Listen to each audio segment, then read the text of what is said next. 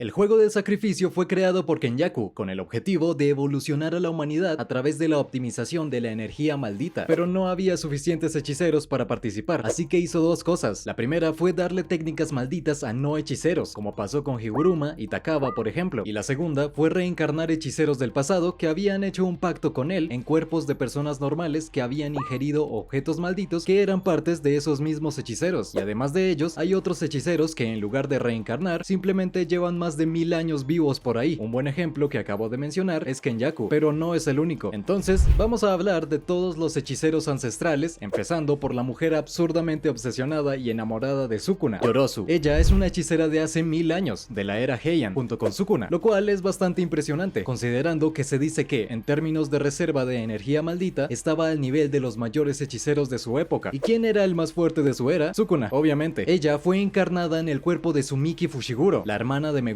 Su técnica es bastante interesante, ya que le permite crear cualquier sustancia que reconozca, con la excepción de herramientas malditas especiales. Pero a pesar de ser muy interesante, es extremadamente ineficiente, ya que consume muchísima energía maldita, pero al final del día es básicamente Mai Zenin, pero mejor. Y el punto máximo de su técnica, además de su expansión de dominio, fue crear la esfera verdadera, que básicamente es una esfera sin área de contacto con presión infinita, lo que la hace intocable. El efecto práctico es borrar cualquier cosa que la toque, como una especie de vacío púrpura constante que ella puede controlar. Eso es tan poderoso o incluso más que el propio vacío púrpura. Y tal vez te estés preguntando, si es tan poderosa, ¿qué pasó con ella? ¿Mató a todos? No, en realidad perdió en su primera pelea, pero es justificable, porque fue contra Sukuna con 16 dedos y usando las 10 sombras dentro del cuerpo de Megumi, y solo perdió por culpa de Mahoraga, ya que la rueda giró y él simplemente destruyó la esfera verdadera. ¿Y recuerdan que al inicio dije que ella estaba enamorada de Sukuna? Pues sí, en el momento en que lo vio por primera vez, se enamoró al instante. Ella quería ser quien matara a Sukuna para quedarse con su soledad, y cuando finalmente se reencontró con él, inmediatamente le confesó su amor y le propuso casarse si lograba derrotarlo, y Sukuna aceptó. Entonces ella empezó a hablar de sus planes con él, de cómo quería destruir 3 aldeas, hacer cabezas con el hombre más hermoso de cada una, y celebrar comiendo sopa de cerebro de mono. Y durante la pelea contra Sukuna, a ella no le estaba gustando tener que pelear contra la técnica del recipiente. Ella quería que Sukuna usara el santuario. Decía que él no podía tocar a su futura esposa con la técnica de otra persona, porque a ella no le gustaban esas cosas pervertidas. De cualquier forma, incluso después de perder, ella se quedó feliz porque Sukuna reconoció su poder. Entonces, antes de morir, hizo un voto vinculante para crear una réplica perfecta de Kamutoke, que era una de las 2 herramientas malditas que Sukuna usaba hace 1000 años, y obviamente se la dio como regalo, como recuerdo. Y aprovechando que mencioné a Yorozu, ahora voy a hablar del más obvio de todos, que es Sukuna. Voy a ser breve porque básicamente todo el mundo ya sabe todo sobre él. A pesar de ser llamado el rey de las maldiciones, Sukuna fue un hechicero que vivió en la era Heian, considerada la era dorada del Jujutsu, y con la excepción de Itadori en Jujutsu Kaisen, Sukuna fue el ser más fuerte que ha existido en todo el universo de Jujutsu, y lo mismo que hizo en la era moderna, que fue ir peleando al mismo tiempo contra todos los hechiceros más fuertes que había, también lo hizo en la era Heian, solo que ahí sí ganó, mató a todos, y después de eso se aburrió muchísimo, porque realmente ya no tenía nada que hacer, no tenía ningún desafío, hasta que Kenyaku se le acercó y le propuso convertirlo en objetos malditos, que en este caso son sus 20 dedos. Esto para que en el futuro pudiera reencarnar en una nueva era, con nuevos hechiceros, donde tuvieran nuevos desafíos. Entonces aceptó, y después de eso ya sabemos lo que pasó. A mí me parece muy interesante la muerte de Sukuna. Después de ser derrotado y morir, se encuentra con Mahito en el más allá, no en el cielo ni en el infierno, sino como en una especie de paso entre almas, y ahí es donde vemos que Sukuna siguió sus ideales hasta el final. ¿Qué es lo que él cree? Que el más fuerte siempre tiene la razón, que el más fuerte decide todo. Entonces, como siempre fue el más fuerte, siguió viviendo esa idea, pero al final perdió, fue derrotado. Entonces él admite que, si tuviera otra oportunidad, seguiría un camino diferente. Reconoce que si el más fuerte siempre tiene la razón, y él perdió, y Itadori lo mató, entonces él estaba equivocado. Su forma de vivir simplemente no era la correcta. No es como si se hubiera arrepentido, porque aún así siguió fiel a sus ideales, y eso me parece muy interesante. Bueno, todo el mundo sabe que Sukuna es extremadamente maligno, pero a diferencia de lo que mucha gente cree, Sukuna no vivía solo en la era Heian matando a todo lo que se encontraba. En realidad tenía un compañero, alguien que realmente le agradaba y con quien convivía mucho, que era Uraume. Y aunque en la era moderna está en el cuerpo de una mujer, en la era Heian era un hombre. Durante la era Heian, cuando era niño, manifestó su técnica maldita y sin querer congeló a sus padres hasta matarlos. Su técnica básicamente se activaba sola cuando dormía. Con el tiempo, Sukuna lo encontró rodeado de cuerpos congelados. Entonces él le explicó lo que había pasado y Sukuna decidió quedárselo para que congelara la carne y así durara más. Uraume también sabía cocinar, así que eventualmente cocinó para Sukuna, quien quedó muy muy impresionado con el sabor de la carne, y justo después le preguntó si Uraume sabía cortar y cocinar humanos. Mucha gente se olvida de que Sukuna es caníbal. De cualquier forma, Uraume se convirtió en el subordinado permanente de Sukuna, y al igual que él, también hizo un trato con Kenjaku. Pero a diferencia de la mayoría de los hechiceros de esta lista, Uraume no fue revivido durante el juego del sacrificio, sino mucho antes, con el objetivo de ayudar en la resurrección de su maestro. Entonces, Sukuna básicamente fue ayudando a Kenjaku con sus planes para que su resurrección saliera bien y pudiera tomar el control completo del cuerpo de Itadori, hasta que eventualmente llegamos a la pelea final, que es Sukuna contra todos y Uraume contra Hakari. La pelea de ellos no tuvo ninguna conclusión, prácticamente no se mostró nada, solo cuando Uraume sintió a Sukuna usar fuga. Ahí sonríe y dice que ya habían ganado, y también sintió cuando Sukuna murió, y en ese momento le dijo a Hakari que solo ganaron porque Sukuna estaba en su forma reencarnada, y que esta nueva generación de hechiceros tuvo suerte de no haber nacido hace 1000 años. Después de eso, simplemente se corta el cuello, porque la lealtad que tenía hacia Sukuna estaba por encima de su propia vida. Y bueno, continuando con los hechiceros encarnados de la era Heian, quiero hablar de Takako Uro. Ella era capitana del escuadrón Sol, Luna y Estrella, que era un grupo de asesinos del clan Fujiwara, que era el clan de hechiceros más poderoso de su época. Un dato curioso bastante interesante es que Gojo y Yuta son descendientes del clan Sugawara, que era un clan rival del Fujiwara, y considerando que Yuta pelea contra ella, tiene sentido esa rivalidad. De hecho, Uro está completamente convencida de que Yuta es descendiente del Fujiwara, así que tal vez realmente sea descendiente de ambos, lo que explicaría por qué es tan absurdamente talentoso, tiene tanta energía maldita, etc. Esa es una de las razones por las que Uro odia a Yuta. La otra es que después de que su escuadrón fue aniquilado por Sukuna, ella fue acusada de un asesinato que no cometió, y por eso el clan Fujiwara al que ella servía terminó ejecutándola. Y bueno, su técnica se llama manipulación del cielo, que le permite literalmente controlar el cielo como si fuera algo tangible. Puede jalarlo y agarrarlo como si fuera una sábana. De hecho, ella está completamente desnuda todo el tiempo y usa el cielo como si fuera ropa. También usa eso para volar. En combate, su técnica tiene 3 usos específicos: ataque, defensa y redirección. El ataque lo llama rompehielo delgado. Lo que hace es no golpear directamente al oponente, sino la superficie del cielo, que se rompe como si fuera hielo fino, de ahí el nombre. Y después de ejecutarse, termina golpeando al oponente. Es como lo que hace Barba Blanca en One Piece, y es muy difícil esquivar o defenderse de ese ataque. Ni siquiera Sukuna pudo hacerlo, porque el objetivo no es el oponente en sí, sino el espacio que hay a su alrededor. En defensa, básicamente distorsiona el espacio para hacer que el ataque no la golpee. El problema es que es obligatoriamente que tiene que usar las manos, así que si no puede hacerlo, no va a poder defenderse y va a quedar bastante vulnerable. Y la última forma en la que usa su técnica es manipulando el espacio para redirigir un ataque. De hecho, dependiendo del ataque, incluso puede devolverlo. Esto funciona prácticamente con todo tipo de proyectiles. Siempre que el ataque vaya por el aire hacia ella, va a poder regresarlo contra ti. Tal vez las únicas excepciones sean la esfera verdadera de Yorozu, el vacío púrpura de Gojo y el corte que corta el mundo de Sukuna. Esto porque son ataques que borran incluso el espacio, así que probablemente podrían atravesar su técnica. Ella también tiene una expansión de dominio, pero no sabemos qué hace, ya que la usó al mismo tiempo que Yuta y Ryu y Shigori, y hubo un choque de 3 expansiones que no mostró nada. Y para terminar con la era Heian, vamos a hablar de Hana, también conocida como Ángel. Lo primero curioso sobre ella es que tal vez no sea el único individuo con el título de Ángel, porque en el capítulo 238 en inglés, en lugar de decir el ángel, dice incluyendo a los ángeles. Básicamente, ella forma parte del escuadrón pacificador sombrío, que eran las fuerzas de élite del clan Aba, que también incluye a los sobrevivientes del clan Sugawara, así que puede que todos los miembros de ese grupo fueran conocidos como ángeles. De cualquier forma, ella claramente era el ángel más fuerte. Su objetivo en el juego del sacrificio era eliminar a todos los demás hechiceros reencarnados, porque cree que poseer el cuerpo de un humano es incorrecto y va en contra de la voluntad de Dios, tanto así que ella no tomó el cuerpo de nadie, simplemente es una pasajera en el cuerpo de una humana. Sí, mucha gente que no leyó el manga y solo vio clips en TikTok no sabía esto, pero Hana no es el ángel en sí, ella simplemente tiene al ángel dentro de ella, y por eso puede usar sus poderes. No sabemos el nombre del hechicero del pasado conocido como ángel. De cualquier forma, por esa mentalidad del ángel, Hana termina siendo bastante débil, porque ella no es una hechicera, no tiene habilidades de combate, es solo una humana común, con un cuerpo muy frágil que recibió una técnica extremadamente poderosa. El nombre de su técnica es extinción de técnica, que le permite anular cualquier tipo de técnica maldita, incluyendo barreras, sellos y objetos malditos, incluso los de grado especial. No es casualidad que fuera la única capaz de matar a Sukuna sin posibilidad de que regresara, pero simplemente no funcionó, porque está súper enamorada de Megumi, como una típica chica de anime, ya que él la salvó en el pasado, y en ese momento Sukuna estaba dentro del cuerpo de Megumi, y justo cuando ella iba a expulsarlo, Sukuna fingió ser Megumi y la manipuló para que desactivara su técnica. Ella no tiene expansión de dominio, pero sí tiene una técnica máxima, que es la escalera escalera de Jacob. Es una técnica súper poderosa que hace que cualquier maldición sea eliminada inmediatamente, incluyendo también objetos malditos, como el reino de la prisión o los dedos de Sukuna. Pero no funcionó muy bien contra Sukuna, porque él literalmente escaló la escalera de Jacob. El nombre es escalera, así que vamos a subirla, le dio igual. Al menos sirvió para abrir el reino de la prisión y liberar a Gojo. Ahora que ya hablé de los hechiceros reencarnados de la era Heian, quiero hablar de las pinturas de la muerte. Básicamente, durante la era Meiji, una mujer con una genética especial tuvo un hijo mitad humano y mitad maldición. Entonces apareció Noritoshi Kamo, que es el hechicero más malvado de toda la historia, y obligó a la mujer y a su hijo a ser sus prisioneros, usándolos como experimentos. En ese proceso, ella tuvo 9 embarazos y 9 abortos, pero en algún momento la escuela de Tokio logró recolectar estos fetos de pintura de la muerte, que se convirtieron en 9 objetos malditos con sangre mezclada de humano y maldición. De hecho, los fetos 1, 2 y 3 son de grado especial. Durante la invasión del evento de intercambio, Mahito logró llegar al almacén de la escuela de Tokio y tomó esos 3. Luego los llevó con Kenyaku, y así fue como eso, Kechisu y Choso encarnaron. O sea, también son encarnaciones, pero de fetos y no de hechiceros. Los otros 6 fetos fueron devorados por Itadori, y eso fue lo que le dio la capacidad de usar la manipulación de sangre. Y bueno, ahora vamos a hablar de la maestra Tengen. Mucha gente que vio Jujutsu Kaisen por TikTok no lo sabe, pero ella es una mujer. Su técnica le da inmortalidad, permitiéndole vivir para siempre. El problema es que eso no evita que envejezca, así que su cuerpo y su técnica necesitan reiniciarse cada 500 años. Por eso existe el recipiente de plasma estelar, que se fusiona con ella. De hecho, no solo está conectada con el recipiente de plasma estelar, que nace cada 500 años para fusionarse con ella, sino también con el portador de los 6 ojos, que también nace cada 500 años para proteger a la portadora y asegurar que logre fusionarse con Tengen, cosa que no salió muy bien, porque hace 12 años Toji prácticamente aniquiló a Gojo y mató a Riko. Todo eso a pedido de un grupo de hechiceros que la adoraban como una entidad llamada Estrella. Pero ¿por qué harían eso? Porque si ella no logra fusionarse con el recipiente de plasma estelar, evoluciona hacia un estado que se parece más a una maldición que un humano, que es básicamente en lo que está ahora. Con el tiempo va perdiendo su conciencia y se convierte en algo bastante extraño, lo cual es una pena, porque en realidad es alguien muy buena. Le pidió a Gojo y a Geto que respetaran los deseos de Riko, porque todo lo que hacía era por el bien de la humanidad. Fue ella quien creó las barreras de la escuela de Jujutsu, no solo la barrera normal que oculta la escuela de la gente común, sino también la barrera que protege el almacén. También ayudó al grupo en lo que pudo para detectar a Kenyaku, aunque pidió que 2 miembros se quedaran para protegerla, pero claro, su seguridad es extremadamente importante para la supervivencia de la humanidad, así que tiene sentido. No es casualidad que Kenyaku fuera tras ella y terminara peleando contra Choso y Yuki. En esa pelea, él mató a Yuki y absorbió a Tengen usando la manipulación de maldiciones de Geto. ¿Recuerdas que dije que al no fusionarse con el recipiente de plasma estelar, ella evolucionó a algo más parecido a una maldición? Pues por eso fue posible absorberla con la manipulación de maldiciones. Esto porque él quería usar a Tengen para fusionarla con los humanos de Japón, transformando a todos en una especie de monstruo súper extraño, pero de eso voy a hablar más adelante. Bueno, ahora vamos a hablar de Daido y Miyo, que son 2 personajes extremadamente importantes porque entrenaron a Maki, haciéndola mucho más fuerte. Daido fue el único reencarnado que no era un hechicero, no tiene ningún control de energía maldita ni puede ver maldiciones, pero para compensar eso es un espadachín absurdamente poderoso. Cortó a una maldición de grado especial por la mitad con facilidad, y esa maldición era Naoya, recordando que Maki tuvo muchísima dificultad para pelear contra Naoya en su forma de maldición, y este tipo lo partió en 2 siendo un humano normal. Sabemos que la katana divisora de almas anula cualquier tipo de resistencia y puede cortar el alma del objetivo, impidiendo que se cure con energía inversa, y para usar esa espada de esa forma, la persona necesita tener ojos capaces de ver el alma, incluso de las cosas no orgánicas, así que Daido tenía la capacidad de ver almas, incluso de maldiciones que él ni siquiera puede ver directamente, y fue justamente esa habilidad la que hizo que Maki se diera cuenta de que todavía no estaba en el nivel correcto, que aún le faltaba algo, y quien hizo que evolucionara fue Miyo. Miyo es la encarnación de un luchador de sumo que ama el sumo. Entró al juego del sacrificio para poder pelear sumo contra otras personas, como si fuera wrestling. En la era moderna, Miyo estaba teniendo problemas para encontrar un buen oponente. La primera persona que aceptó pelear con él fue Maki, quien entró en su dominio simple. Él se puso tan feliz que incluso lloró. Dentro de su dominio simple, el tiempo pasa más rápido que en el mundo exterior. Gracias a eso, llegaron a pelear más de 1000 veces sin que pasara ni un minuto afuera. Durante todas esas peleas, él le enseñó a Maki a concentrarse en el combate, a mantenerse tranquila en lugar de volverse impulsiva. Así, Maki logró evolucionar viendo el mundo como Daido o como Toji, y después de eso, los 3 pelean contra Naoya, que solo fue derrotado por Maki gracias a las enseñanzas de ambos. Por eso, al final, Maki les permitió escapar y les dijo que se escondieran en Tokio, porque el plan era que el ángel e Itadori se unieran para eliminar a todos los jugadores encarnados, así que Maki les dio esa oportunidad. Ahora vamos vamos a hablar de Reggie Star. No sabemos nada de su pasado, más allá de que fue un hechicero de alguna época antigua que hizo un pacto con Kenjaku para reencarnar en la era moderna. Su técnica maldita es bastante interesante, se llama recreación contractual. Cada vez que quema un recibo con energía maldita, puede recrear lo que está escrito en él, y esto no se limita a cosas físicas, también puede recrear efectos de servicios, como un spa. Usó el recibo de un spa y su cuerpo quedó como nuevo, como si hubiera pasado 2 días relajándose en aguas termales. Me gustaría saber cómo usaba esa técnica en el pasado, cuando no existían los recibos. Los objetos recreados ejecutan sus órdenes como si fueran shikigamis, pero desaparecen después de cumplirlas. También sabe usar la cesta de mimbre hueca, que es básicamente un dominio simple, pero menos eficiente por ser una técnica antigua. Este tipo peleó contra Megumi, se dio cuenta de que Megumi tenía la habilidad de guardar cosas en sus sombras, pero no guardaba muchas. Entonces dedujo que Megumi tenía que cargar con el peso de todo lo que almacenaba, así que creó 3 coches, lo que hizo que Megumi quedara completamente inmovilizado, porque no es lo suficientemente fuerte como para cargar con 3 autos al mismo tiempo. Y cuando Reggie se estaba hundiendo, ordenó que uno de los coches lo salvara, pero siguió manteniendo los otros 2 dentro de las sombras. De cualquier forma, aunque era muy inteligente, terminó perdiendo contra Megumi, que también es muy inteligente. La técnica de Reggie es muy interesante, y él también es un personaje bastante bueno. Es un estratega muy sólido, y tenía un aliado llamado Hasenoki. La técnica de Hasenoki le permite hacer explotar partes de su propio cuerpo, lo cual no me parece muy efectivo al principio, pero tiene una tolerancia al dolor muy alta, y además es muy bueno usando la energía inversa, lo que le permite curarse constantemente, y eso es extremadamente difícil porque la energía inversa es considerada una de las cosas más exigentes dentro del mundo de Jujutsu, así que poder usarla con el tiempo es básicamente loco, y si lo piensas, es totalmente necesario considerando cómo funciona su técnica. Normalmente se arranca y lanza sus propios ojos y dientes, pero lo que lanza no influye en el tamaño de la explosión, lo importante es la cantidad de energía que le pone. Arranca ojos y dientes porque es más fácil que arrancarse cosas más grandes como una pierna o un brazo. Después de que Reggie murió contra Megumi, Hasenoki decidió explorar las colonias, lo que lamentablemente lo llevó a su final, ya que se encontró con Kenjaku. Pero ¿por qué está haciendo todo esto? Bueno, Kenjaku es uno de los principales villanos de Jujutsu Kaisen. Para empezar, no sabemos cuántos años tiene, pero considerando que ya estaba en la era Heian, lleva al menos 1000 años por ahí. Su técnica es simple, pero muy interesante. Le permite cambiar de cuerpo con otra persona, incluso si está muerta. De hecho, es prácticamente imposible que cambie de cuerpo con alguien vivo, ya que necesita trasplantar su cerebro al cuerpo del objetivo. Cuando está en el cuerpo de alguien, obtiene acceso a todos los recuerdos, la energía maldita y la técnica innata de esa persona. Es algo tan perfecto que ni siquiera los 6 ojos pueden notar la diferencia. La energía maldita es exactamente la misma que la del anfitrión. La única cosa que lo delata son las costuras en la frente del cuerpo que usa, algo que no puede curar debido a un voto vinculante del cual no tenemos muchos detalles. Kenjaku es un tipo absurdamente manipulador. Ese es su principal rasgo de personalidad. Es frío, calculador y manipulador. Cuando estaba en el cuerpo de Noritoshi Kamo, cometió actos tan crueles que le valieron el título del hechicero más cruel de toda la historia de la humanidad. Obviamente, nadie sabía que Noritoshi Kamo en realidad era Kenjaku. Kenjaku logró convencer a cientos de hechiceros durante cientos de años para que entraran al juego del sacrificio, como una segunda oportunidad de vida. Incluso logró convencer a Sukuna de convertirse en un objeto maldito. También logró convencer al ejército de Estados Unidos de invadir Japón para secuestrar hechiceros y estudiar la energía maldita, lo cual en realidad era parte de su plan para hacer que los soldados entraran en las colonias del juego del sacrificio. Se unió al grupo de maldiciones de Mahito para ayudar a avanzar hacia un mundo gobernado por maldiciones, aunque ese no era su verdadero objetivo, solo usaba todo eso para sus propios intereses, manipulando y jugando con ellos. De hecho, ni siquiera ayuda realmente a Mahito, solo espera a que sea derrotado para usar la manipulación de maldiciones de Geto y quedarse con su técnica. Incluso considera que los hechiceros son muy superiores a las maldiciones, lo cual va totalmente en contra de lo que esas maldiciones de grado especial creían. Kenjaku tiene muchísimos logros. Tomó el cuerpo de la madre de Itadori y tuvo un hijo con el padre de Itadori para crear a Itadori, todo con el objetivo de crear el recipiente perfecto para Sukuna. Mató a Yuki, que era una hechicera de grado especial, también absorbió a Tengen, aunque ella era extremadamente importante para el mundo del Jujutsu, e incluso habían sido aliados en el pasado. En fin, ha hecho muchísimas cosas, pero ¿por qué hizo todo esto? ¿Cuál era su objetivo? La respuesta es básicamente curiosidad. Aunque su objetivo final es traer de vuelta la era dorada del Jujutsu, muchas de sus acciones las hace simplemente por curiosidad. Él mismo le admitió a Choso que quería fusionar a todos los humanos de Japón en una sola entidad solo porque le parecía divertido, y para lograr eso necesitaba matar a todos los jugadores del juego del sacrificio excepto a él mismo y a Sukuna. Entonces, mientras los protagonistas estaban viendo la pelea de Gojo contra Sukuna, Kenjaku estaba eliminando a los hechiceros restantes, y Hasenoki terminó siendo una de sus últimas víctimas, ya que Kenjaku estaba siendo distraído por Takaba para que Todo usara el Boogie Woogie y así Yuta pudiera tomarlo de sorpresa y y acabar con él de un solo golpe. Pero Reggie tenía otro aliado más, que era Chizuru. Lo interesante es que en el volumen 19 había una ilustración de él diciendo a los lectores que estuvieran atentos al momento en que revelaran el secreto de su mano izquierda, que seguramente tendría algo que ver con su técnica maldita, pero al final no se llegó a ver mucho, porque fue eliminado por Megumi. Bueno, la siguiente es una hechicera aleatoria que ni siquiera tiene nombre. Es esa que puede transformar su cabello en una especie de taladro, y puede lanzar ese taladro a toda velocidad. Y es curioso porque normalmente Kenjaku usa maldiciones para esquivar los ataques, a veces incluso usa su propia mano, como cuando bloqueó el ataque de Miwa, que había hecho un voto vinculante para no volver a usar una espada, y él simplemente lo detuvo con la mano. Pero en este caso, decidió esquivar el ataque de ese taladro en lugar de bloquearlo, así que probablemente era bastante poderoso, aunque no llegamos a verlo bien porque, al igual que Hasenoki, ella fue asesinada por Kenjaku. Él la ahogó y luego le aplastó la cabeza con una roca, liberando una especie de onda de choque directamente en su frente, y ahí simplemente murió. Bueno, ahora vamos a hablar de dos personajes mucho más interesantes que esos figurantes que estuve mencionando, que son Ryu y Kashimo. Voy a hablar de los dos juntos porque ambos vienen de la misma época, que fue más o menos hace 400 años. En Jujutsu Kaisen hay un fenómeno muy curioso donde siempre dicen cosas como esta persona es la más fuerte, con excepción de Gojo y Sukuna, o este es el más rápido, con excepción de Gojo, o este es el más fuerte de la historia, con excepción de Sukuna. Pero este tipo no, él realmente tiene la mayor producción de energía maldita registrada en toda la historia de Jujutsu Kaisen, y quien registró eso fue Kenjaku, que básicamente ha estado vivo desde siempre. Él puede hacer descargas de energía maldita, literalmente lanzar explosiones de energía, y considerando que rompió el récord de gasto y liberación de energía maldita al nivel de Sukuna, el tipo simplemente era una bestia. El problema es que terminó en la colonia más difícil con diferencia. Estaba enfrentándose a una maldición de grado especial, a dos hechiceros de grado especial, uno de ellos Yuta, y también a una hechicera de grado 1 bastante poderosa. Pero personalmente no sé si me parece un personaje tan interesante. Su técnica se llama descarga de energía maldita, y es justo eso, puede disparar explosiones de energía maldita, algo que, en teoría, todos los hechiceros pueden hacer, pero la diferencia es que él puede controlar esas explosiones como si fueran guiadas. También tiene una expansión de dominio, que usó al mismo tiempo que Yuta y Uro, pero al final no sabemos ni siquiera qué hace. De cualquier forma, él era de la misma época que Kashimo, y considerando que tiene expansión de dominio, tal vez incluso podría vencer a Kashimo. Eso llamó la atención de Kenjaku, quien fue a hablar con otro hechicero para contarle la noticia, y ese hechicero era Hajime Kashimo. Kashimo fue el más fuerte de su era, pero no es que se volviera el más fuerte, sino que vivió toda su vida siendo el más fuerte, y siguiendo ese patrón típico de personajes de Jujutsu que son demasiado fuertes, que siempre buscan desafíos y pelear contra alguien más fuerte. Como él no tuvo eso, vivió una vida miserable, simplemente no podía ver a los demás como iguales, por eso nunca tuvo amigos ni gente cercana, lo que hizo que se sintiera muy solo. En el momento en que Ryu estaba en su punto máximo, lanzando enormes explosiones de energía, Kashimo ya era muy viejo y ya estaba muriendo de una enfermedad desconocida, por eso nunca llegaron a encontrarse ni a pelear. Kashimo entonces aceptó el trato con Kenjaku de reencarnar en el futuro, igual que Sukuna, pero su objetivo era específicamente pelear contra Sukuna. Él sabía que Sukuna era el rey de las maldiciones y el hechicero más fuerte de la historia, así que quería volver en la misma época para enfrentarse al más fuerte de todos. Reencarnó en el juego del sacrificio, pero se decepcionó al ver que sus oponentes eran extremadamente débiles. Kashimo incluso se encuentra con Panda y lo destroza completamente. Habría matado a Panda si Hakari no hubiera aparecido. Entonces Hakari y Kashimo empiezan a pelear, y de hecho Kashimo se emociona con la pelea porque se da cuenta que Hakari no es débil. Incluso hacen un trato: si Hakari gana, Kashimo le dará sus puntos, pero si Kashimo gana, Hakari le dirá dónde está Sukuna. En la práctica, Kashimo es mucho más poderoso que Hakari. Para empezar, su energía maldita tiene una propiedad única, tiene una naturaleza eléctrica. Incluso si su técnica innata fuera confiscada por Higuruma, por ejemplo, aún podría lanzar electricidad. Su técnica innata es la bestia mítica ámbar, que reconstruye su cuerpo y lo convierte literalmente en electricidad. El problema es que cuando usa esta técnica, su cuerpo se sobrecarga tanto de energía que termina muriendo, así que solo puede utilizarla una vez. Kashimo también tiene esa cesta de mimbre hueca, que es como un dominio simple menos eficiente, pero incluso siendo más fuerte que Hakari, termina perdiendo la pelea. ¿Por qué? Porque Hakari tuvo muchísima suerte. Sé que su técnica está relacionada con el casino y el jackpot, así que naturalmente tiene suerte, pero aquí tuvo demasiada suerte, consiguiendo 2 jackpots, y obviamente Kashimo no iba a usar la bestia mítica ámbar, porque la estaba guardando para pelear contra Sukuna. No iba a gastarla contra alguien que él sabía que podía derrotar si Hakari tenía un poco de mala suerte. Entonces le dice a Hakari que quiere usar su técnica contra Sukuna, y Hakari hace un trato con él. Kashimo se une a su grupo a cambio de poder pelear contra Sukuna después, lo cual es beneficioso para todos. Tienen a alguien más para enfrentar a Sukuna y quizá derrotarlo, cosa que no pasa porque Sukuna lo destruye completamente. Sukuna usa Kamutoke para lanzar un ataque eléctrico contra Kashimo, lo cual no funciona muy bien porque Kashimo es muy resistente a la electricidad. Tienen tienen un pequeño diálogo sobre la soledad del más fuerte antes de que Kashimo suelte su bastón y active la bestia mítica Ámbar. Y bueno, la pelea en el manga no dura mucho. No sé si tú solo ves el anime o también lees el manga, pero las peleas suelen ser mucho más impresionantes en el anime que en el manga. Un episodio entero de 20 minutos puede cubrir un solo capítulo, y en el manga parece que Kashimo queda como medio decepcionante. Mucho hype para su pelea contra Sukuna, pero termina siendo derrotado bastante rápido. Pero yo apuesto a que cuando salga en el anime va a ser un episodio entero de pelea y va a estar increíble. Al final, Kashimo es un personaje muy cool, su técnica es muy buena y es extremadamente poderoso, así que solo nos queda esperar. Y bueno, ahora vamos a hablar del primer hechicero de grado especial de la historia, Dhruv Lagdawala. El requisito para ser un hechicero de grado especial es tener el poder suficiente como para conquistar un país por tu cuenta, que es básicamente lo que hizo este tipo. Él estaba vivo hace unos 2000 años, en la época en la que se registró la primera guerra de la historia de Japón, conocida como la Guerra Civil de Wa. El archipiélago era conocido como Wa por los chinos y estaba dividido en tribus, eso en la vida real, pero en Jujutsu Kaisen fue Dhruv Lagdawala quien conquistó todo ese territorio. Fue el único hechicero de grado especial que realmente cumplió con ese requisito al pie de la letra. Aunque siendo sinceros, en esa época era mucho más fácil que ahora. Es mucho más fácil para un hechicero enfrentarse a humanos normales, donde el 90% usa armas como lanzas, que pelear contra bombas nucleares, jets, drones y todo eso. Y probablemente estés pensando, entonces Kenjaku es mucho más viejo de lo que creía, porque estaba vivo hace 2000 años para hacer un pacto con este tipo. Pero ese no es el caso, porque de alguna forma este tipo ya había reencarnado antes. No sabemos cómo ni cuándo, solo sabemos qué pasó. Así que fue en esa segunda vida donde Kenjaku lo encuentra y hacen el trato. Su técnica maldita le da 2 Shikigamis que giran a su alrededor, y la órbita de esos Shikigamis funciona como un dominio. Así que si entras en esa zona, entras en su área de impacto garantizado. Y esos impactos garantizados son básicamente cortes invisibles, como si su técnica fuera algo similar al santuario malevolente, pero mucho más débil, ya que los cortes en sí no hacen tanto daño. El punto fuerte de esta técnica es que los Shikigamis pueden alejarse muchísimo, así que su área de impacto garantizado cubre una zona enorme. Por eso pudo conseguir 91 puntos sin moverse prácticamente. La gente caminaba sin saberlo, entraba en su área de impacto garantizado, era cortada y moría. Ahora tiene mucho más sentido cómo pudo conquistar el Japón tribal de hace 2000 años. Y bueno, Yuta le pasó por encima de una forma absurda. Tal vez dependía demasiado de su técnica y no tenía muchas otras habilidades. Como dije, para un hechicero con esta técnica conquistar el Japón hace 2000 años no parece algo tan impresionante si lo comparas con los hechiceros actuales.